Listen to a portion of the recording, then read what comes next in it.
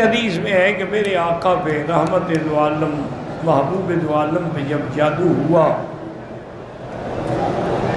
لبید ابن العاصم ایک یہودی تھا جس نے جادو کیا، تو اس جادو سے حضور صلی اللہ علیہ وسلم کے دینی معاملات میں تو کوئی اثر نہیں ہوا، یعنی نماز، عبادت، روزہ، تہجد، اشراق، اس میں تو کوئی فرق نہیں۔ البتہ ذاتی معاملات میں فرق پڑ گیا کہ آپ کو خیال ہی نہیں آتا تھا کہ میں نے کھانا کھانا ہے نہیں کھانا، آپ کو خیال ہی نہیں آتا تھا کہ میں نے بیویوں کے پاس جانا ہے کہ نہیں جانا، اور کبھی ارادہ بھی فرماتے تو بیویوں پہ قادر نہیں ہو سکتے تھے ان کے حقوق ادا کرنے کے لیے۔ یہ اثر تھا جب تو ایک دن حضور صلی اللہ علیہ وسلم سو رہے تھے کہ دو انسان آئے، اصل میں وہ فرشتے تھے لیکن انسانوں کی شکل میں تھے۔ ایک حضور کے سرانے کھڑا ہوا، ایک پاؤں سے۔ پاؤں والے نے پوچھا کہ ما بہذا الرجل، آپ پر کیا بات ہے؟ اس نے کہا مطبوب، یعنی مسحور، آپ پر جادو ہے۔ اس نے پھر پوچھا کہ من طبہ، کس نے جادو کیا؟ اس نے کہا لبید ابن العاصم نے۔ اور نے کہا کس چیز پہ جادو ہے؟ فرمایا کہ مشتن، ایک کنگھی ہے، اس کے اندر جادو کیا گیا ہے۔ اس نے کہا کہ وہ کہاں ہے؟ اس نے کہا کہ فلاں جگہ جو ہے مقام، اس کے اندر جو کنواں ہے، اس کنویں کے اندر جو لکڑی ہے، اور لکڑی کے نیچے دفن ہے۔ اور یہ بتلا کے وہ چلے گئے۔ حضور صلی اللہ علیہ وسلم نے حضرت علی کو، صحابہ کو ساتھ لیا، اس مقام پہ تشریف لائے۔ آپ نے فرمایا کہ وہاں جو کھجوریں تھیں بالکل ٹنڈ منڈ تھیں، اور معلوم ایسے تھا رؤوس الشیاطین، جیسے شیطانوں کے سر ہوں، اور وہ کنواں جو ہے ویران پڑا تھا، اس کا پانی ایسے تھا جیسے مخلوط بالحنہ، جیسے مہندی ملا ہوا پانی ہوتا ہے۔ حضور پاک نے حضرت علی کو حکم دیا، حضرت علی اترے، انہوں نے جا کے اس لکڑی کے نیچے ہاتھ مارا، ڈھونڈتے ڈھونڈتے آپ کو ایک کنگھی ملی۔ اس کنگھی میں میرے آقا کے بال تھے۔ وہ کنگھی جب لائی گئی نا، تو اس کنگھی پہ اس ظالم نے کیا کیا تھا کہ ویسے اس کو لپیٹتا تھا اور جادو کر کے وہاں سوئی لگا دیتا تھا، پھر لپیٹتا تھا، پھر جادو کر کے سوئی لگا دیتا تھا، اور اللہ نے یہ سورۃ الفلق اور سورۃ الناس بھی اتار دی۔ تو حضور یہ پڑھتے رہے اور اس کو کھولتے رہے، پڑھتے رہے، کھولتے رہے۔ تو صحابہ فرماتی ہیں کہ ہم نے دیکھا کہ جیسے جیسے وہ آپ کے بال مبارک کھل رہے ہیں اور سوئیاں نکل رہی ہیں، سن رہے ہیں رسول اللہ، حضور پاک سے گویا کہ وہ بوجھ جو تھا ٹل گیا، اور آپ کا چہرہ چاند کی طرح روشن ہو گیا۔ حضور نے وہ کنگھی لی اور پھر اسی کنویں میں ڈال دی۔ واپس جب آئے تو بی بی عائشہ کو بتایا، تو بی بی عائشہ نے کہا حضور لے آتے، ہم بھی تو دیکھتے کہ ظالموں نے کیسے ظلم کیا۔ فرمایا کیا بات کو شہرت دینے کی کیا ضرورت ہے؟ اللہ نے جب مجھے شفا دے دی، تو اس کے بعد پھر کسی کو زیادہ اگر میں ظاہر کرتا، ہو سکتا ہے مدینے میں لڑائی ہو جاتی، ان کو قتل کر دیا جاتا جنہوں نے جادو کیا۔ میں یہ نہیں چاہتا کہ مدینے پاک میں فساد۔ تو جادو ہوتا ہے، اور زیادہ تر انہی بالوں میں ہوتا ہے۔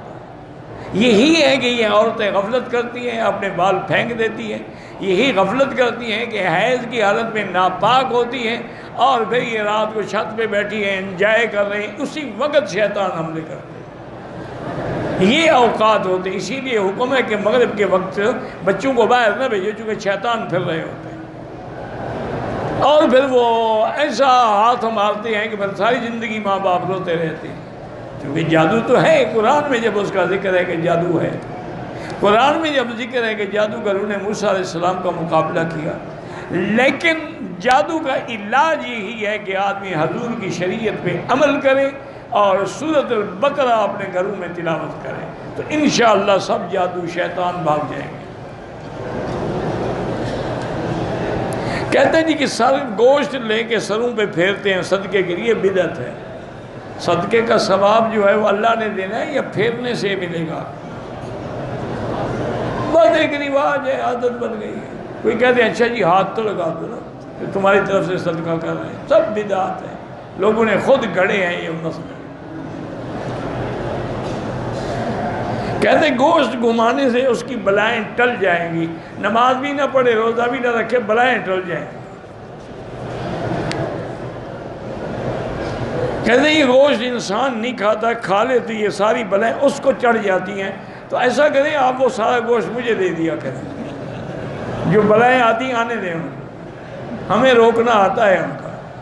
انا للہ و انا الیہ راجعون۔ یہ ایسے ایسے مسئلے ہیں کہ جب سیلاب آتا ہے نا کبھی کبھی تو دریا چڑھتے ہیں، تو کبھی کبھی یہ ہوتا ہے کہ دریا کٹائی کرنی شروع کر دیتے، زمینیں کاٹنی شروع کر دیتے، دریا بڑھ رہا ہے بڑھ رہا ہے، تو پھر یہ جاہل پیر کیا کرتے ہیں، یہ لے جاتے ہیں وہاں لوگوں سے، کہتے ہیں کہ جانور لے آؤ بڑے بڑے، ان کو ذبح کر کے اور ٹکڑے کر کے دریا میں ڈال دیتے ہیں۔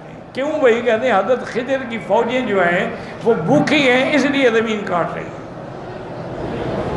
جب یہ گوشت کھائیں گی تو بس وہ مطمئن، کیونکہ خود ان کو پتہ ہے نا کہ ہم مولوی بھوکے ہیں، پیر بھوکے ہیں، جب تک ہمیں کھانے کو نہ ملے کام نہیں بنتا، تو شاید حضرت خضر کو بھی کھلا رہے ہیں۔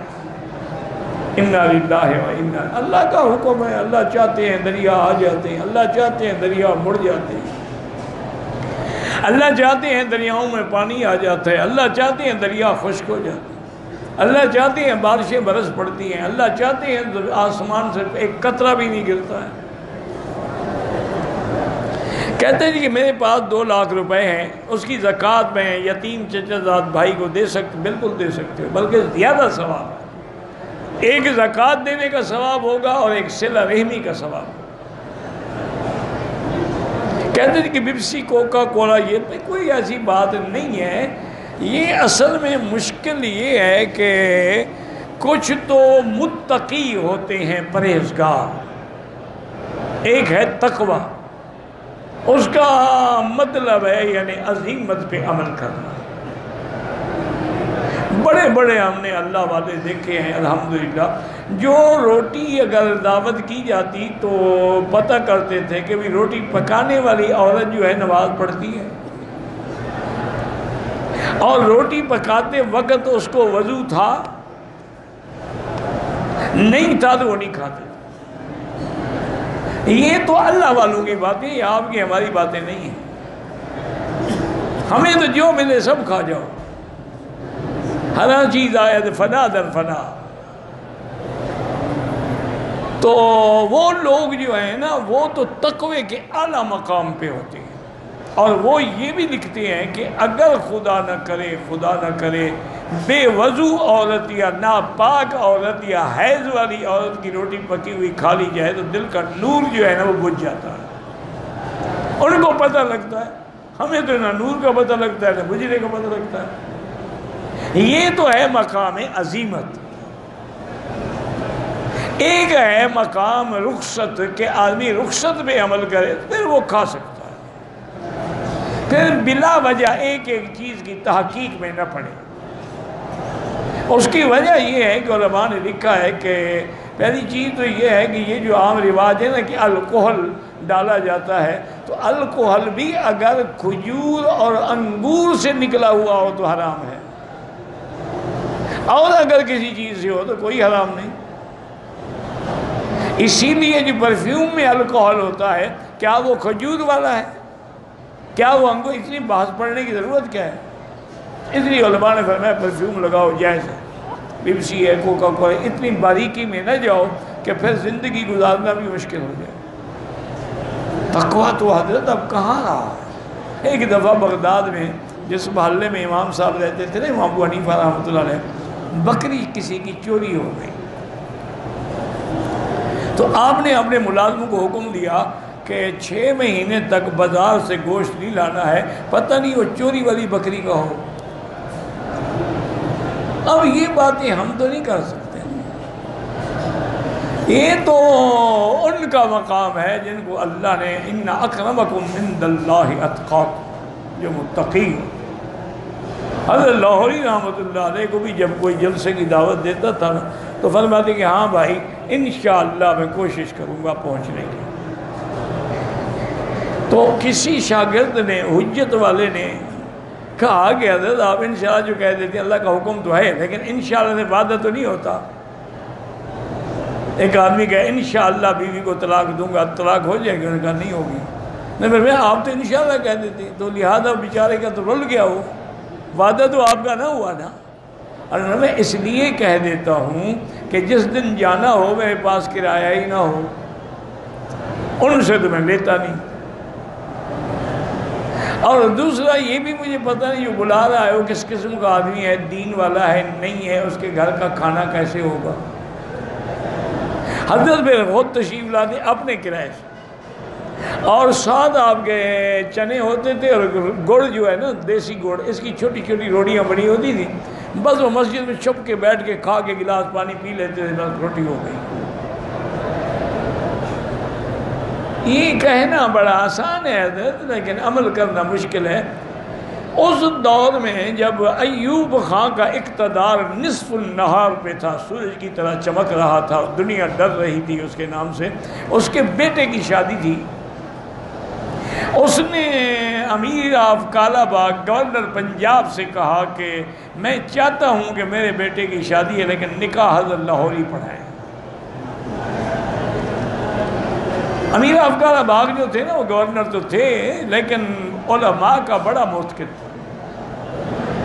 وہ حضرت کے پاس آیا، انہوں نے کہا حضرت اب میں بہرحال ماتحت ہوں، گورنر ہوں، اب میرے ذمہ انہوں نے لگا دیا، آپ مہربانی کریں۔ تو ہم نے کہا ہاں بھائی آپ میرے پاس آ گئے، میں چلوں گا لیکن میری ایک شرط ہے۔